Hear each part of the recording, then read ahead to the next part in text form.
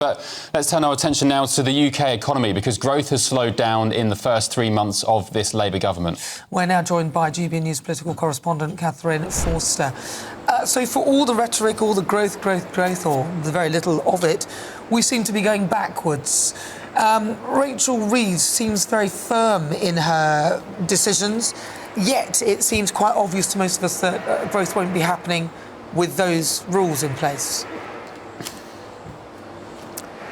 Good morning, Ben and Nana. I'm at an energy fusion tech company here in Oxfordshire, where I was talking to Rachel Reeves, the Chancellor, just a little bit earlier. Very poor growth figures. As you said, she was at Mansion House in London last night talking to the city along with the Governor of the Bank of England. The projections for growth following the budget are pretty poor too, I have to say. Anyway, I asked her about growth that the government have made so much of. I asked her about Brexit and Trump and farmers. I also asked her about that 9-year-old boy being investigated by the police that's getting everybody talking today. Let's have a look now at what she had to say. Chancellor, this government has said over and over again that you are all about growth, but the figures out today, pretty anemic. The projections from the OBR following the budget, not great either. When are we going to see real growth, and when is that going to feed through into people starting to feel a bit better off? Growth is the number one mission of this government, and after 14 years of stagnation, it can't come too soon. Obviously, I want the growth numbers to be stronger than those published today, which is why in the first week in office, I announced a comprehensive set of planning reforms and the creation of a national wealth fund. It's why in the budget I committed to the £20 billion of support for R&D and investment in infrastructure. And it's why in the Mansion House speech last night, I announced a comprehensive set of plans for our pensions industry to unlock long-term patient capital, to help small businesses and startups grow, and also to invest in infrastructure. You mentioned wanting a closer relationship with the European Union in that speech, something that the Governor of the Bank of England talked about as well, in that it had hampered growth, Brexit had hampered growth. How's that going to work? And can you reassure GB News viewers, many of whom voted for Brexit, that Brexit is safe with this government? However you voted in the referendum, it's undeniable that it is harder for businesses today to trade with our nearest neighbours and trading partners in the European Union. Doesn't mean that we should go back into the EU or the single market or customs union, but we do need a reset of that relationship, because it's in our British national interest to improve trade flows and make it easier for great British businesses to sell into European markets. And that's why next month I'll be attending the Eurogroup finance ministers meeting to make that case in Brussels for free and open trade.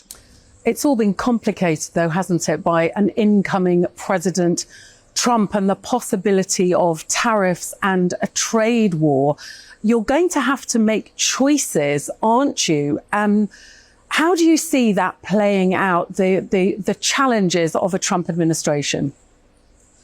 Well, I believe in free and open trade. It's good for Britain and it's good for the United States. It's served us well for many decades. The trade between our two countries is worth more than £300 billion.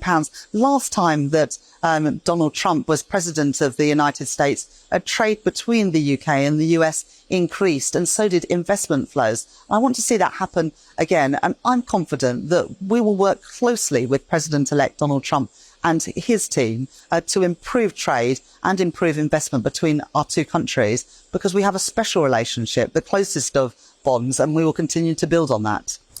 Do you think there's a reasonable chance of Britain getting a trade deal with America?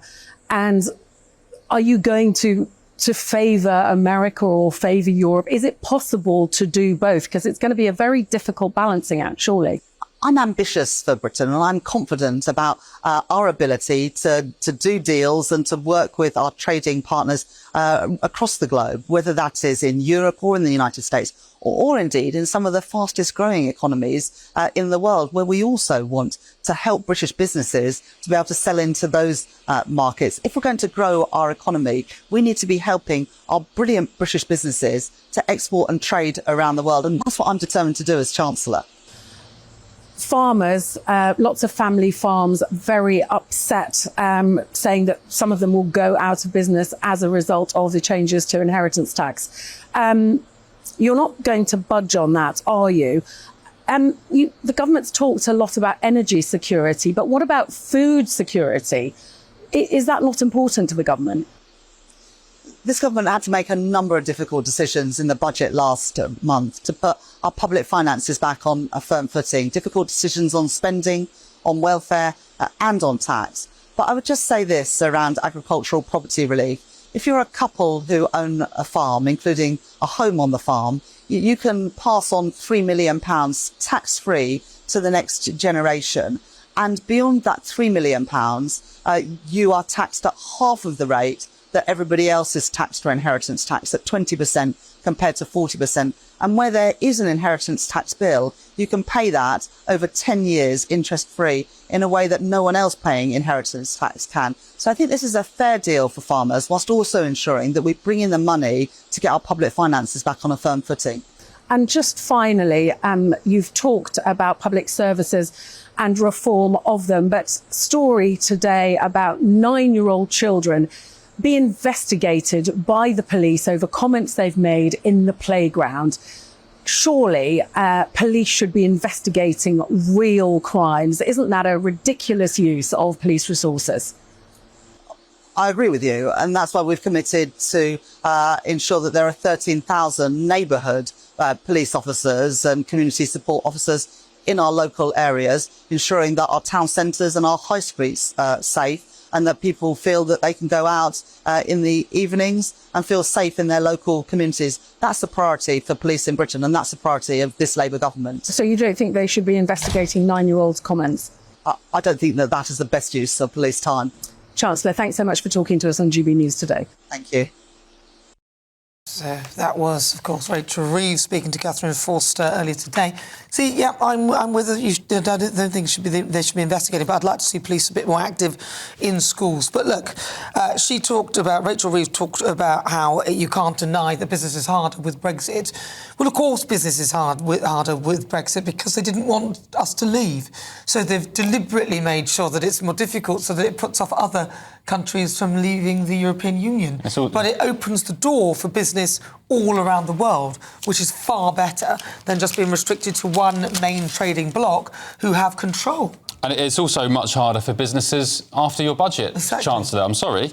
The front page of the Daily Express today saying that small businesses are going to be experiencing up to £3,500 in extra costs. Many saying they're going to close. So you can't just blame it on Brexit, something that happened many, many years ago, arguably wasn't properly implemented. No, it hasn't been even now. But, you know, they're kind of trying to blame something else, but it's staring her in the face that the NI hike will affect not just small businesses, but larger businesses as well. And in fact, the big companies like Asda, who are talking to Rachel Reeves and saying, look, no, this is a wrong move, but she's not listening. She's going to go ahead. And I think I'm concerned that this Labour government will destroy the economy.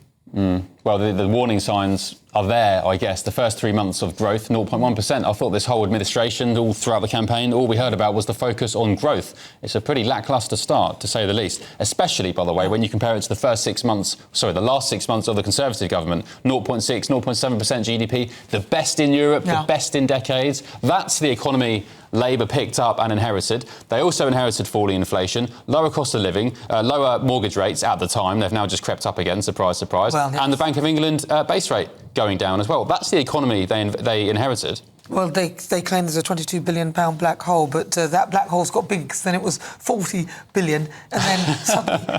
So I think they're all falling into it, which is why it's getting bigger. But frankly, I really urge the Labour government to listen to what the people are saying, because it's not about what party you supported, it's about the British national interest. And I don't think that inheritance tax on farmers at lower thresholds, or even doing that, is in the interest of this country. It's only raising £500 million as well. It's nothing.